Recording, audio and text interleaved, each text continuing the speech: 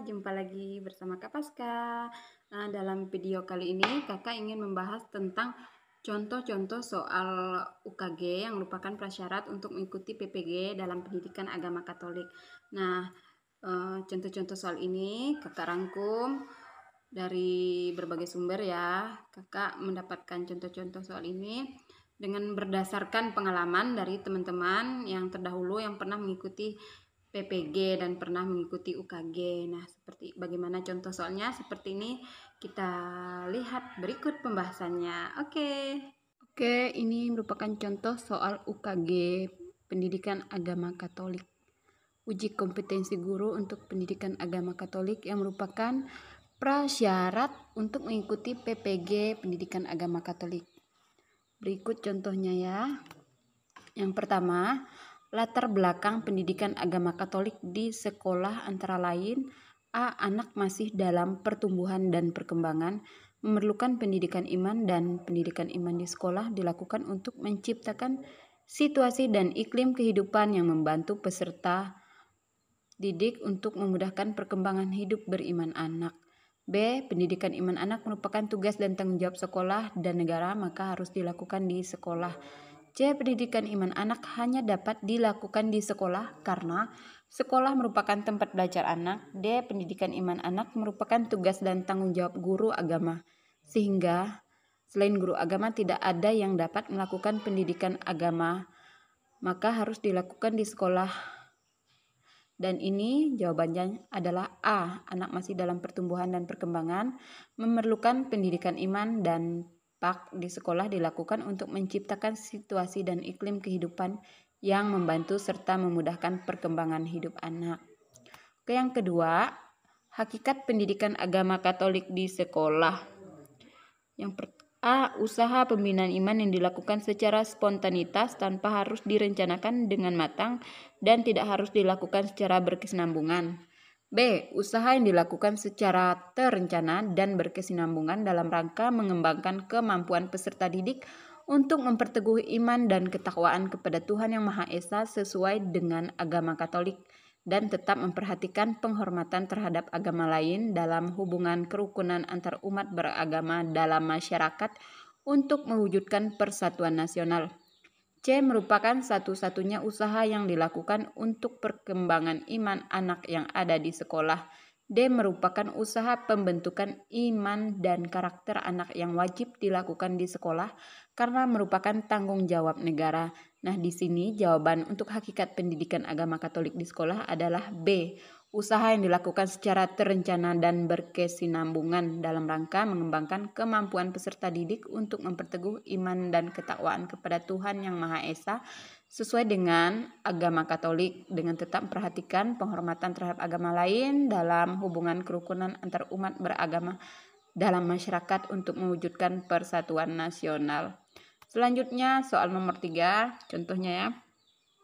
Pendidikan agama Katolik dan budi pekerti yang dilakukan di sekolah adalah bertujuan untuk A. Agar peserta didik memiliki kemampuan untuk membangun hidup yang semakin beriman Kristiani, yang berarti membangun kesetiaan pada Injil Yesus Kristus yang memiliki keprihatinan tunggal yakni kerajaan Allah.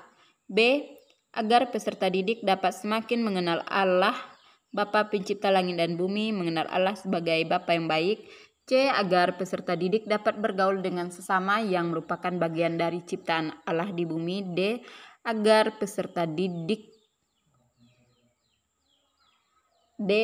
pendidikan agama Katolik juga disebarluaskan melalui satuan pendidikan di sekolah. Dan di sini tujuannya adalah A. Jawabannya ya, agar peserta memiliki kemampuan untuk membangun hidup yang semakin beriman Kristiani, yang berarti membangun kesetiaan pada Injil Yesus Kristus yang memiliki keprihatinan tunggal yakni kerajaan Allah.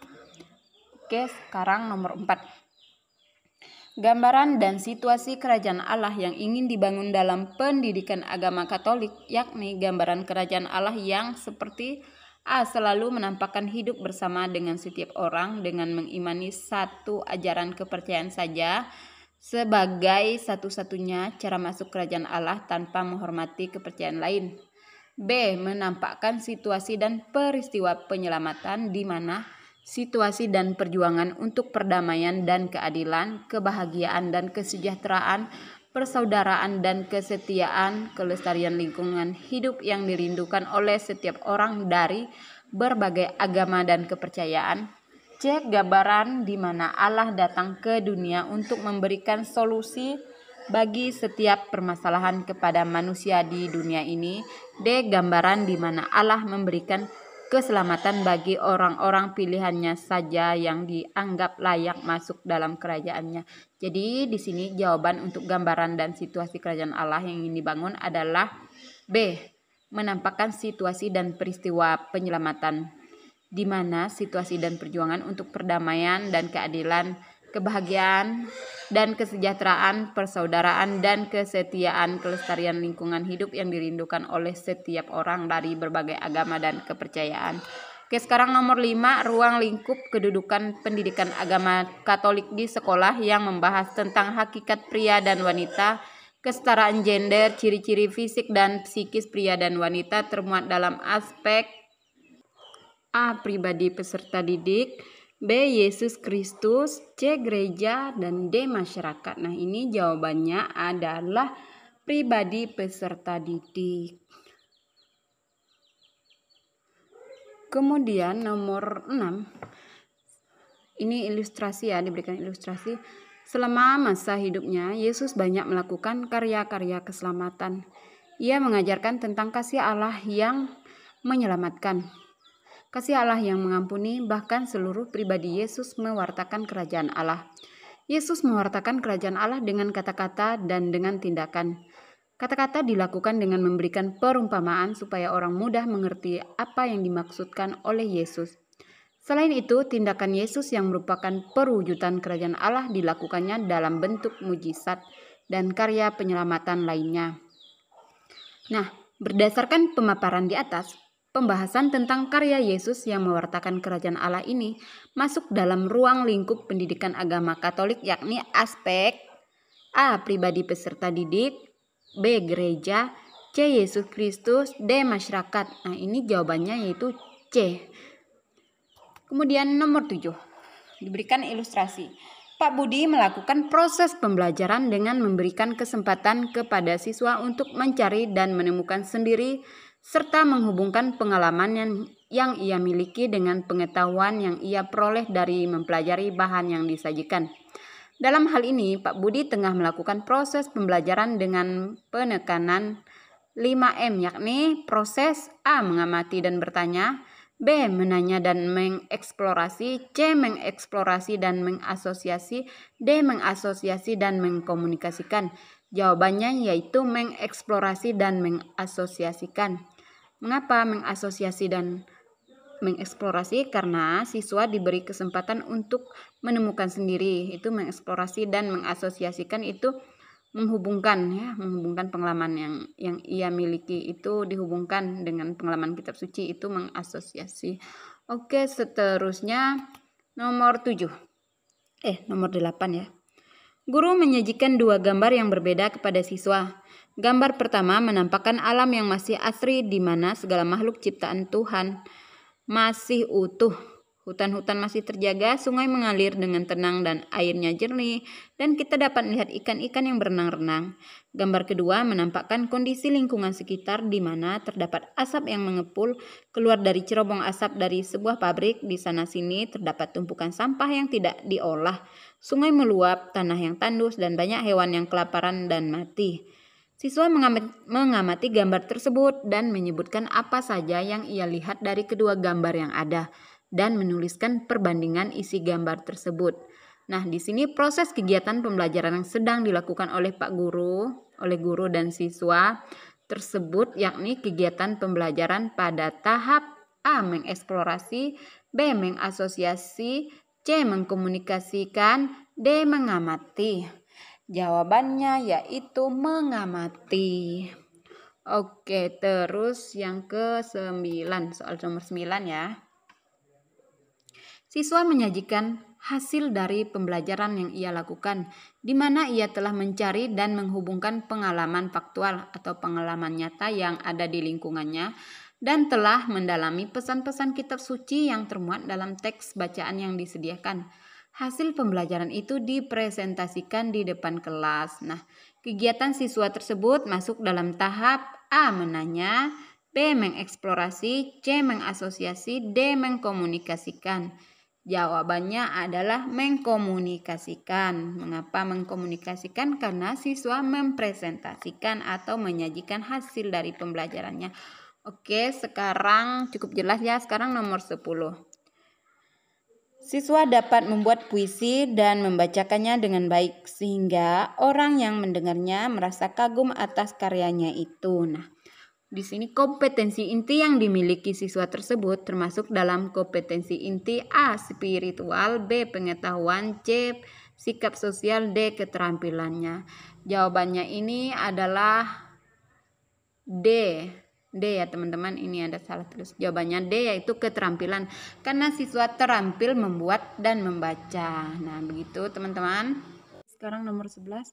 Siswa memahami karya keselamatan Allah melalui kata-kata, tindakan, dan pribadi Yesus Kristus. Hal ini merupakan ruang lingkup pelajaran agama Katolik dan merupakan kompetensi inti yang A. Jawabannya pribadi peserta didik dan Yesus Kristus. B. Yesus Kristus dan pengetahuan. C. Gereja dan keterampilan. D. Masyarakat dan sikap spiritual. Di sini jawabannya yaitu B. Yesus Kristus. Kenapa B? Karena yang dibahas di sini merupakan tindakan-tindakan Yesus. Kemudian kompetensi intinya yaitu pengetahuan karena memahami. Nah, ini aspek memahami. Oke, kalau keterampilan dia dapat melakukan. Kalau spiritual dia menerima ajaran. Gitu. Sekarang nomor selanjutnya, nomor 12. Pendidikan agama Katolik di sekolah merupakan salah satu bentuk katekese. John Paul II dalam buku yang ditulis oleh Cornell tahun 1996 mengartikan katekese sebagai A. Pendidikan anak-anak, orang muda, dan orang dewasa dalam iman dengan tujuannya yakni dengan bantuan Allah mengembangkan iman yang masih berada pada tahap awal menuju kepada kematangan iman. B. Komunikasi iman antar anggota jemaat yang dengan komunikasi itu iman umat dikembangkan menuju ke iman yang paripurna atau iman yang dewasa. C. Komunikasi iman umat yang dilakukan di sekolah. D. Pendidikan iman umat dalam lingkup pendidikan agama Katolik. Di sini jawabannya adalah A. Pendidikan anak-anak, orang muda, dan orang dewasa dalam iman dengan tujuannya yakni dengan bantuan Allah mengembangkan iman yang masih berada pada tahap awal menuju kepada kematangan iman. Nah, teman-teman dapat mencari jawabannya di dalam katekese yang diungkapkan oleh John Paul II yang ditulis oleh Cornell tahun 1996. Oke, sekarang nomor 13. Pertemuan kata-ketik antar keuskupan se-Indonesia yang biasa disebut dengan PKKI 2 mengartikan katekese sebagai A. Komunikasi iman antar anggota jemaat yang dengan komunikasi itu iman umat dikembangkan menuju ke iman paripurna atau menuju iman yang dewasa. B. Pendidikan anak-anak, orang muda, dan orang dewasa dalam iman dengan tujuannya, yakni dengan bantuan Allah mengembangkan iman yang masih berada pada tahap awal menuju kepada kematangan iman. C. Aktivitas gerejani yang menghantarkan umat bersama-sama atau perorangan menuju pada kedewasaan iman. D. Pendidikan iman umat yang dilakukan di sekolah untuk membantu anak-anak memperkembangkan imannya. Di sini jawabannya adalah A. Komunikasi iman antar anggota jemaat yang dengan komunikasi itu iman umat dikembangkan menuju ke iman paripurna. Teman-teman bisa mencari jawabannya atau mengeceknya di arti katekese dalam sidang PKKI 2. Oke, sekarang nomor 14. Sacred Congregation for the Gallery yang ditulis oleh Cornell tahun 1996 ya, mengemukakan sebagaimana hakikat katekese ialah pelayanan sabda atau wahyu oleh gereja yang ditanggapi oleh manusia dengan iman yang keduanya nyata dan menyatu dalam diri Yesus Kristus. Demi keselamatan seluruh ciptaan, maka bahan katekese ialah A. Wahyu dan iman dalam lingkup gereja Katolik yang berpusat pada Kristus, kebenaran-kebenaran iman dalam konteks hidup konkret gereja. B. Kebenaran hidup yang berpusat pada diri sendiri. C. Bacaan-bacaan yang berasal dari kitab suci dan pedoman gereja. D. Aktivitas kehidupan sehari-hari tanpa harus direfleksikan dalam terang iman. Di sini jawabannya adalah A. Wahyu dan iman dalam lingkup gereja Katolik yang berpusat pada Kristus. Kebenaran-kebenaran iman dalam konteks hidup konkret gereja. Oke, selanjutnya nomor 15. Makna Kristologi kebangkitan Yesus bagi umat Kristen purba yakni A. Kebangkitan Yesus merupakan karya keselamatan Allah yang menyelamatkan. B. Kebangkitan Yesus merupakan tanda kemuliaan Allah yang terlaksana dalam diri Yesus. C. Kebangkitan Yesus menyingkirkan pandangan tentang salib yang menjadi batu sandungan. Kebangkitan Yesus membenarkan seluruh perjanjian lama yang menuju kepenuhan dalam diri Yesus Kristus. D. Kebangkitan Yesus memberikan pandangan baru tentang sengsara dan wafat Yesus. Di sini jawabannya adalah C. Ya, kebangkitan Yesus menyingkirkan pandangan tentang salib yang menjadi batu sandungan. Kebangkitan Yesus membenarkan seluruh perjanjian lama yang menuju kepenuhan dalam diri Yesus Kristus. Nah, ini merupakan makna Kristologi kebangkitan Yesus bagi umat Kristen purba. Oke, selanjutnya nomor 16. Yang menjadi puncak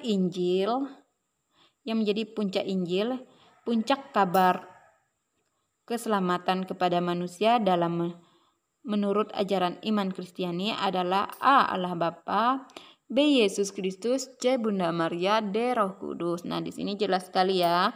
Puncak Injil, puncak pewartaan kabar keselamatan itu adalah Yesus Kristus. Begitu sampai pemenuhannya. Oke, sekarang nomor 17. Eskatologis adalah ajaran gereja yang membahas tentang A. Masa depan, B. Masa sekarang, C. Akhir zaman, D. Zaman dahulu kala. Jawabannya jelas, yaitu akhir zaman. Eskatologis. Sekarang nomor 18. Kristologis adalah ajaran gereja yang membahas tentang A. Kristus sebagai Tuhan, B. Kristus sebagai manusia, C. Kristus sebagai anak, D. Kristus sebagai penebus. Di sini jelas ya. Jawabannya adalah A. Kristus sebagai Tuhan. 19.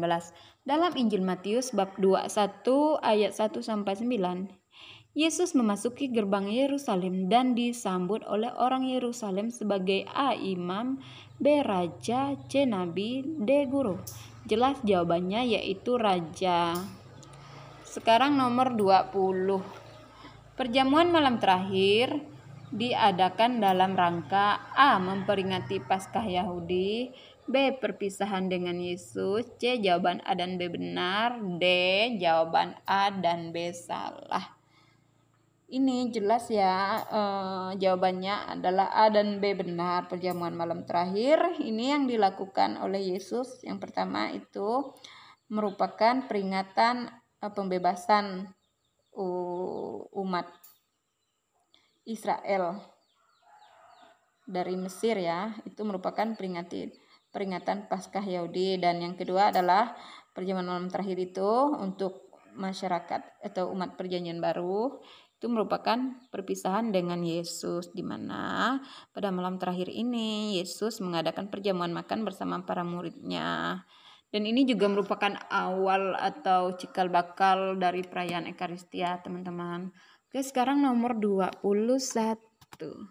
Maksud Yesus membasuh kaki para murid dalam perjamuan malam terakhir yaitu ingin memberi contoh teladan supaya saling membantu, B. Memberi contoh teladan supaya saling melayani, C. Memberi contoh teladan supaya rendah hati,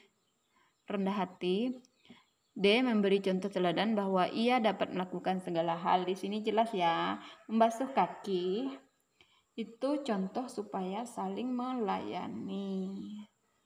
Sekarang nomor 22. Injil Yohanes juga berbicara tentang kisah sengsara dan wafat Yesus. Kisah tentang wafat Yesus yang dibicarakan dalam Injil Yohanes terdapat pada A. Yohanes bab 19 ayat 28 sampai 30. B. Yohanes bab 18 ayat 28 sampai 30.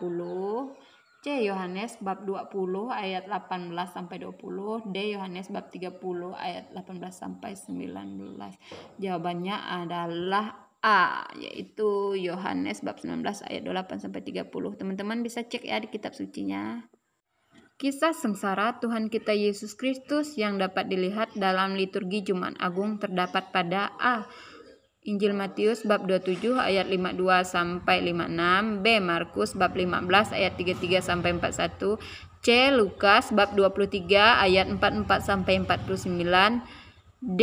Injil Yohanes bab 18 ayat 1 sampai bab 19 sampai ayat 42. Jawabannya adalah D. Karena kisah sengsara Tuhan kita Yesus Kristus pada Jumat Agung ini merupakan hari raya ya, hari raya ke wafat Yesus, hari raya kisah sengsara. Jadi diambil dari Injil Yohanes bab 18 ayat 1 sampai 9, dimulai dari Yesus ditangkap kalau nggak salah ya. Ya cobalah teman-teman cek ya. Oke, sekarang nomor selanjutnya nomor 24. Injil sinoptik adalah Injil yang ditulis oleh A. Matius, Markus, dan Lukas, B. Matius, Markus, dan Yohanes, C. Matius, Lukas, dan Yohanes, D. Matius, Markus, Lukas, dan Yohanes. Jawabannya A adalah Matius, Markus, dan Lukas. Nah, ketiga ini adalah Injil sinoptik. Injil Yohanes bukan Injil sinoptik ya teman-teman, karena ada perbedaan dari tulisan mereka bertiga, hanya beberapa yang banyak yang sama, cuman ada Yohanes itu menulis ada yang khusus gitulah, kira-kira boleh dicek lah teman-teman ya. Oke, sekarang nomor 24. Kitab Kejadian terdiri dari titik bab. A. 20 bab, B. 40 bab, C. 30 bab, D. 50 bab. Nah, kitab Kejadian ini terdiri dari 50 bab ya teman-teman. Oke, sekarang 25. Kitab Kejadian dimulai dari kisah penciptaan langit dan bumi sampai pada A. Kisah Yusuf meninggal, B. Daud jatuh dalam dosa, C. Musa di Gunung Sinai, D. Kematian anak sulung. Nah, jelas ya jawabannya, yaitu sampai di kisah Yusuf meninggal. Oke, teman-teman bisa lihat ya, kalau